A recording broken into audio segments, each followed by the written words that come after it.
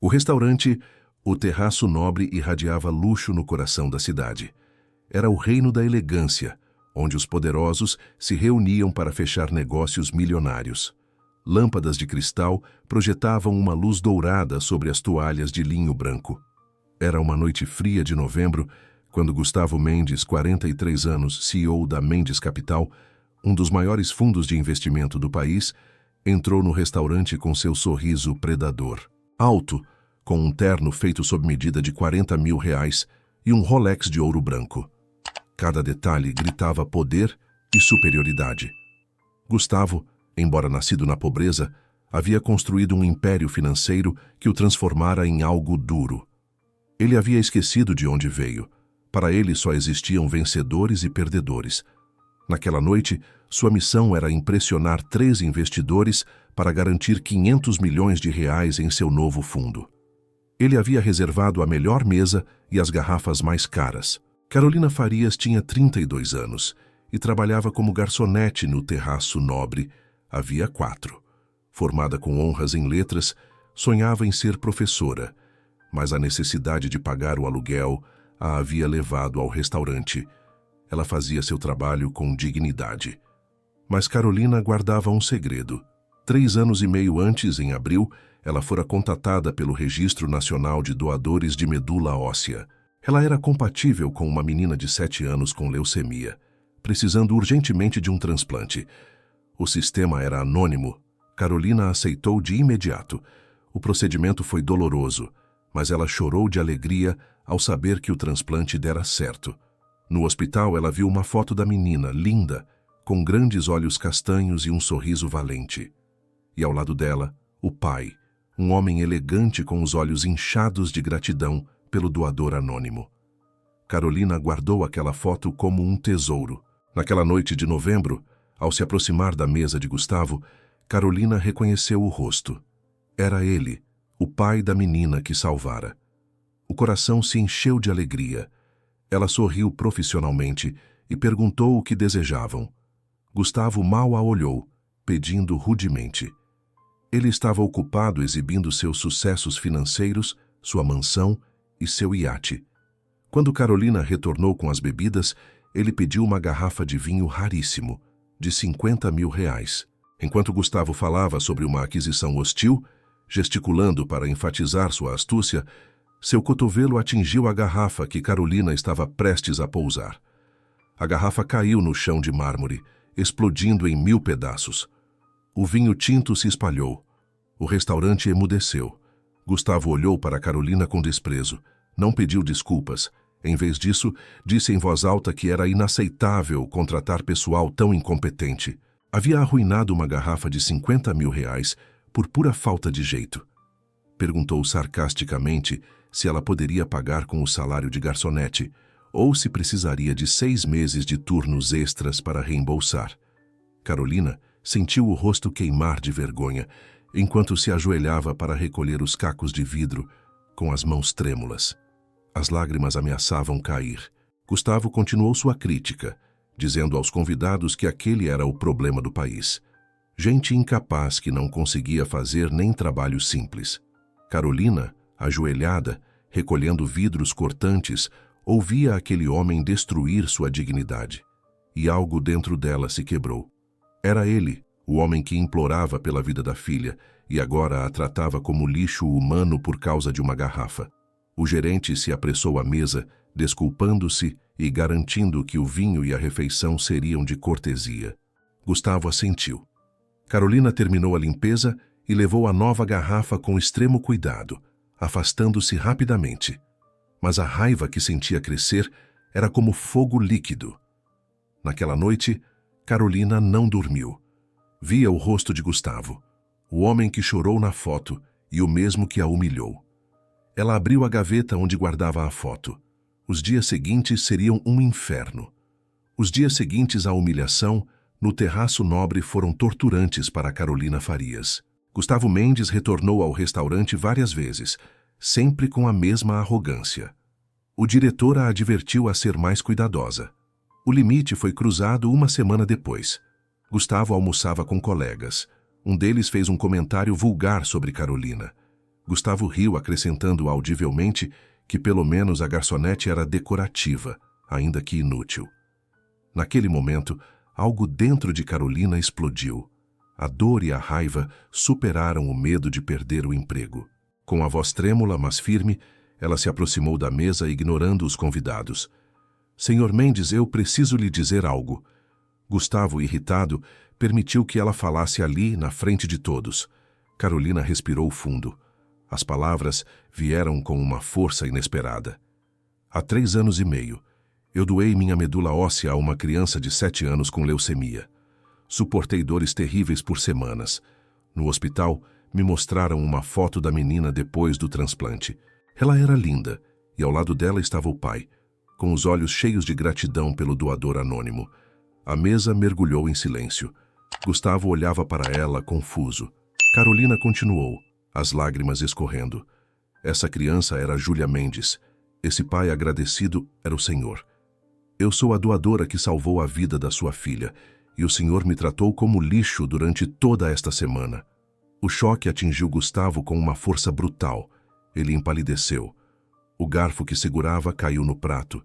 Eu peço demissão, declarou Carolina, tirando o avental. Espero que sua filha tenha crescido com mais compaixão do que o Senhor demonstra. Carolina caminhou em direção à saída, com a cabeça erguida. Os olhares de todos no restaurante se voltaram em desaprovação para Gustavo. Um de seus sócios levantou-se e deixou a mesa imediatamente. O negócio de 500 milhões estava arruinado. Gustavo ficou paralisado pela vergonha. Ele se lembrava da foto. A mulher que se sacrificou por sua filha era a mesma pessoa que ele humilhava para se exibir. Ele saiu do restaurante em choque. Conduziu sem rumo, repassando cada insulto. Em casa, em sua mansão fria, ele se sentou entre seus troféus. Viu quem se tornara. Um monstro que media o valor humano em dinheiro.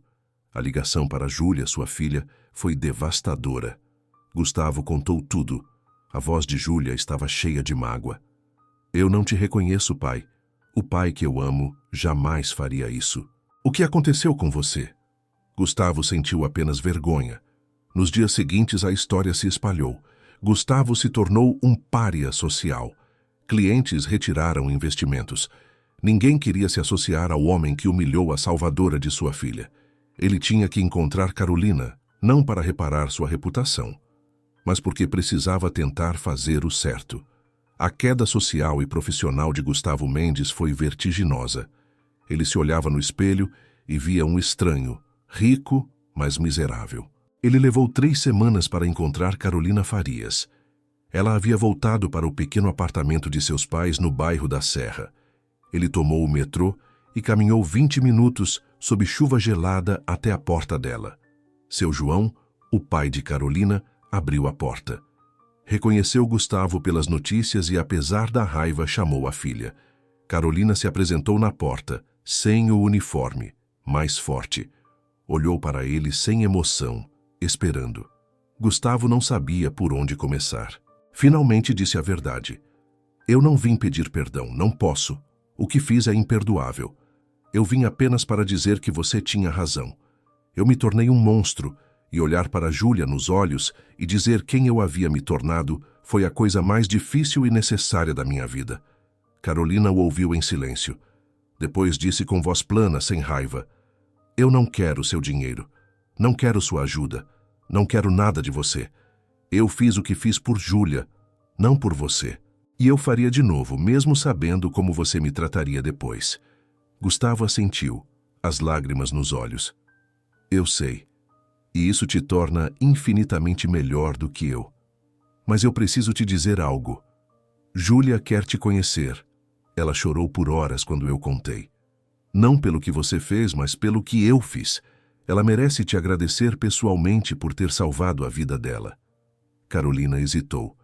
Júlia, a menina que havia salvado, sempre esteve em seus pensamentos. Ela aceitou. Não por Gustavo, mas pela menina.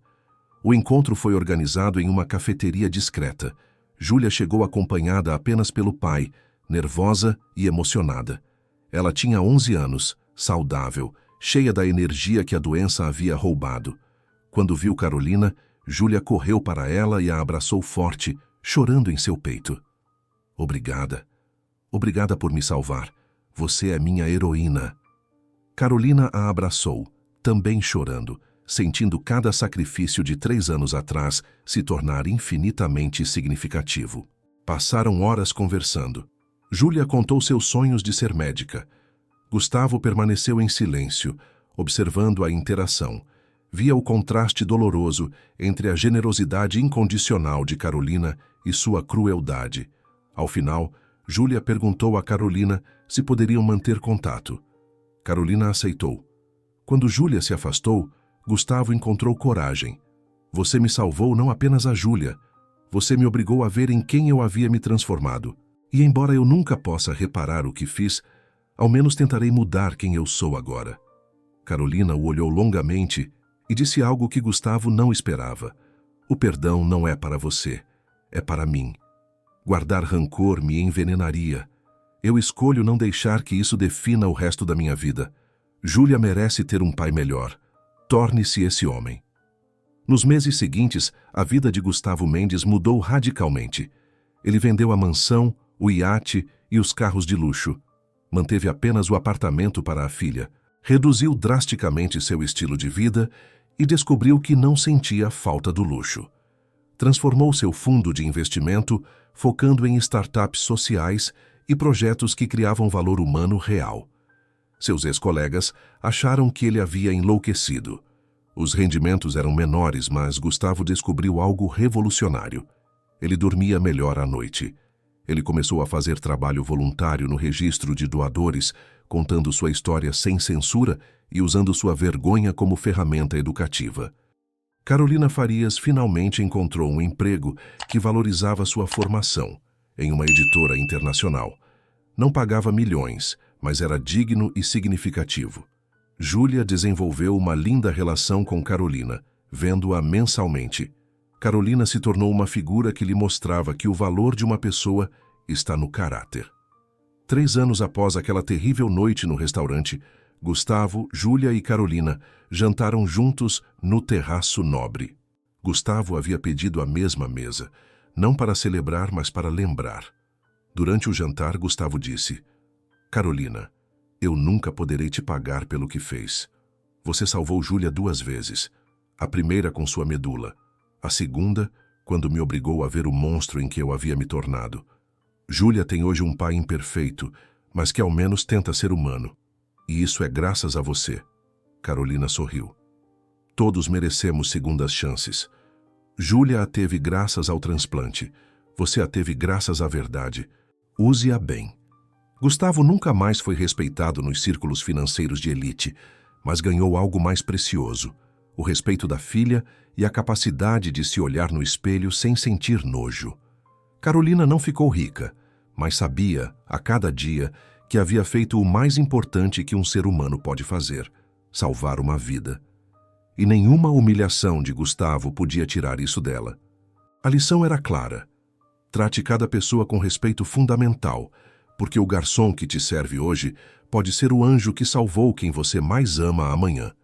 E a verdadeira riqueza nunca se mede em dinheiro, mas na capacidade de ver a humanidade em todos.